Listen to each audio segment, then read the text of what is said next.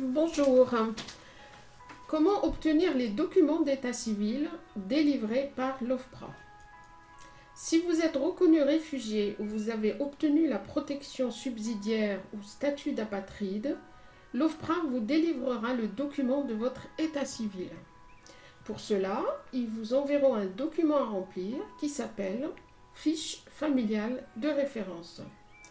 Cette fiche est une attestation sur l'honneur qui servira à l'établissement de vos documents.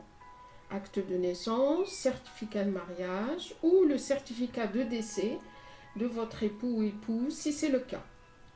Ces documents sont envoyés à la préfecture par l'OFPRA en vue de la délivrance du titre de séjour correspondant à votre statut.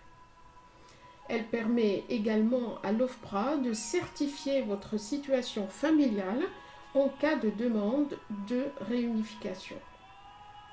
Si les informations ne correspondent pas à vos déclarations précédentes, notamment le formulaire d'asile OFPRA et l'entretien à l'OFPRA, vous devez absolument apporter vos explications sur papier libre.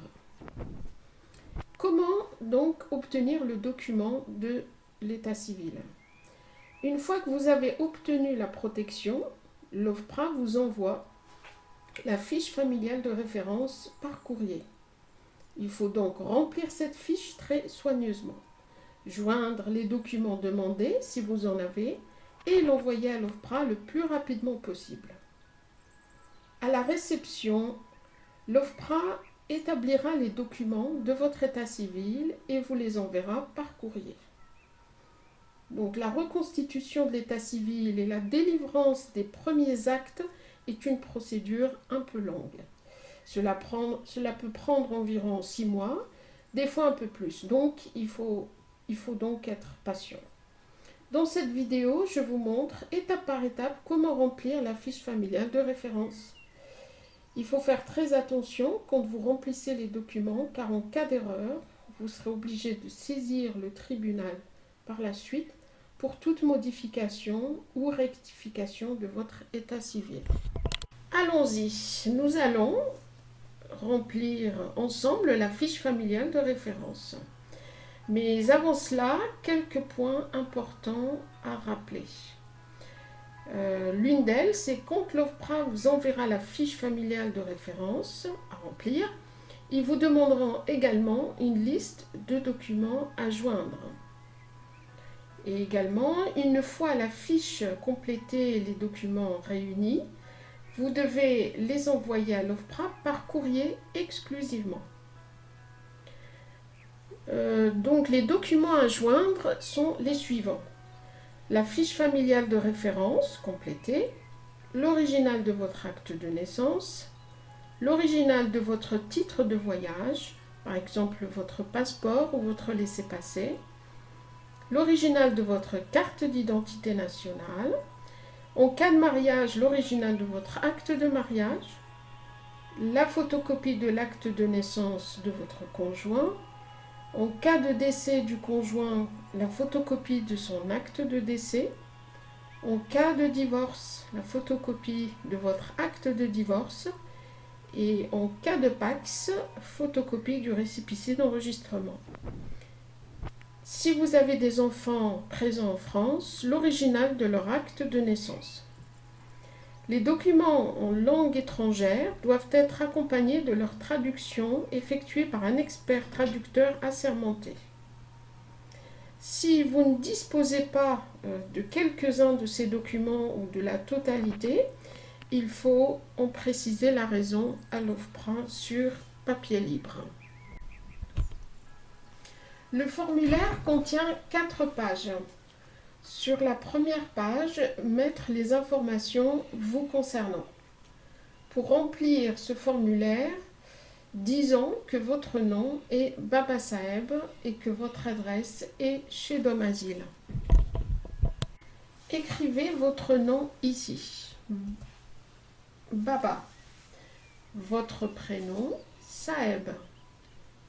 Et votre adresse, chez Domazil, numéro 0000 ou 12 rue Montmaury, 94 300 Vincennes. Votre numéro de téléphone, par exemple 07 00 00 00 00. Votre sexe, masculin ou féminin. La date de naissance. Donc voilà, vous mettez votre date de naissance. Ensuite, la ville et le pays de naissance. Katmandou au Népal, par exemple. Vous mettez sur cette ligne le nom de votre père en majuscule. Par exemple, on a mis ici ABCD, mais bien sûr, il faut mettre le nom exact. Le prénom sur la ligne suivante. Également le nom de votre mère, en majuscule toujours, et son prénom. Par la suite, votre situation de famille. Donc vous êtes célibataire, marié, concubin, divorcé, etc. S'il y a mariage, il faut mettre la date exacte du mariage, et ainsi que le lieu de la célébration, la ville, Katmandou, et le pays, au Népal. Il faut également préciser l'autorité qui a célébré le mariage. Est-ce que c'est un mariage civil ou religieux, etc. Il faut donner également la date et le lieu de l'enregistrement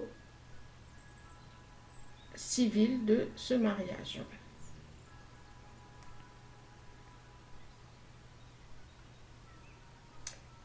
Il faut également noter le nom qui a été pris après le mariage par chacun des époux. En cas de divorce, il faut noter la date de divorce et bien sûr le lieu et donc la ville et le pays de l'enregistrement de ce divorce.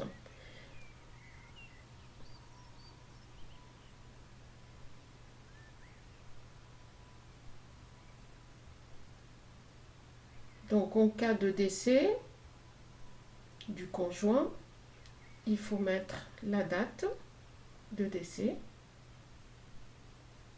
et puis également le lieu, c'est-à-dire la ville et le pays où la personne est décédée. Si vous êtes marié, il faut préciser le nom de votre époux ou épouse ou concubin. Donc mettre le nom en majuscule de votre conjoint, son prénom sur la ligne suivante, le lieu de résidence actuel.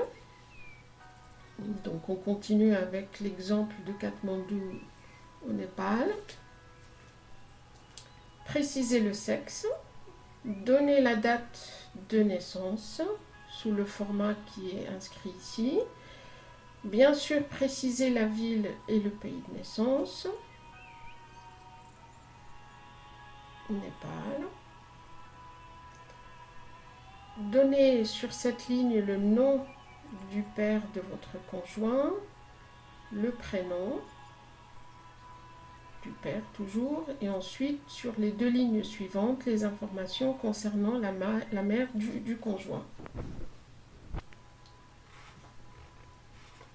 Si vous avez des enfants issus de ce mariage, il faut inscrire sur ce tableau le nom en majuscule, le prénom, le sexe de l'enfant, féminin ou masculin, date de naissance, la ville et le pays de naissance,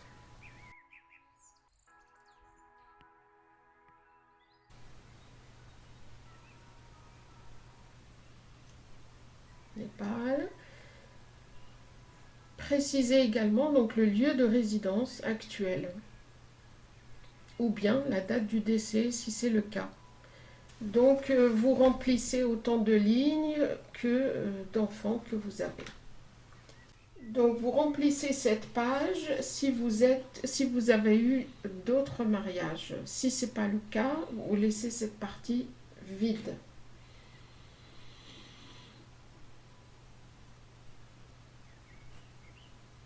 Voilà, et vous passez directement à la partie où il faut écrire votre nom et votre prénom.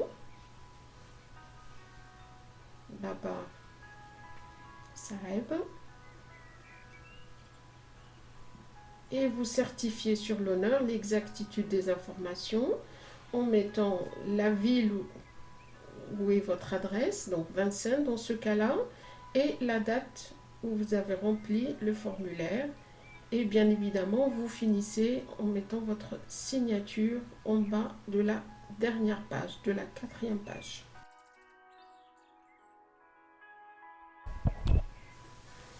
Vérifiez bien qu'il n'y a pas d'erreur ou de faute d'orthographe. Donc, joignez les documents à envoyer, donc à l'OFPRA. Et rappelez-vous, donc si vous ne les avez pas, il faut préciser la raison sur un papier libre et envoyer le tout par lettre recommandée à l'OFPRA. N'oubliez bien sûr pas de garder une copie du dossier. J'espère que ces informations vous seront utiles. Si vous avez besoin d'autres informations sur la procédure d'asile ou sur les droits des demandeurs d'asile et des réfugiés en France, vous pouvez consulter notre site multilingue et multimédia www.domasile.info. Merci, prenez soin de vous et à très bientôt.